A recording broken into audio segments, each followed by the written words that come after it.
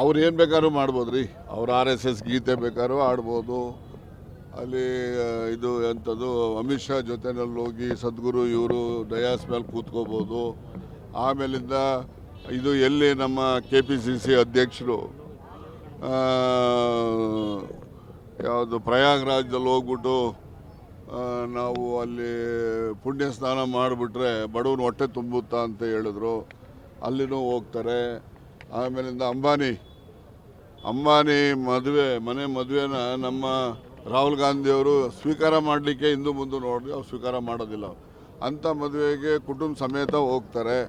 ಇವೆಲ್ಲ ಇವೆಲ್ಲ ಇರೋವಂಥವು. ಇದ್ರ ಬಗ್ಗೆ ಜನ ತೀರ್ಮಾನ ಮಾಡ್ತಾರೆ. ಹೌದು, ನಾವು ಯಾರನ್ನೂ ಮೀಟಿಂಗ್ ಕರೆಯೋಂಗಿಲ್ಲ. MLAಗಳದ್ದು ಮಂತ್ರಿಗಳದ್ದು ನಾವು ಮೀಟಿಂಗ್ ಕರೆಯೋಂಗಿಲ್ಲ. ಬೇರೆಯವರೆಲ್ಲ ಕರಿಬೋದು, ಮಾತಾಡ್ಬೋದು, ಮಟ್ಬೋದು. ಇವೆಲ್ಲ ಇವೆಲ್ಲ ಸೂಕ್ತ ಸಮಯದಲ್ಲಿ ಸೂಕ್ತ ಉತ್ತರ ನೀಡಲಾಗುವುದು. ಆಯ್ತು, ಇಡ್ಲಿ ಬಿಡಿ, ಅದಕ್ಕೆ ಯಾರು ಬೇಡ ಅಂತಾರೆ. ಸಿದ್ಧಗಂಗಾ ಶ್ರೀಗಳ ಹೆಸರು ಇಡ್ತೀವಿ ಅಂದ್ರೆ ನಮ್ಮದು ವಿರೋಧ ಇಲ್ಲ.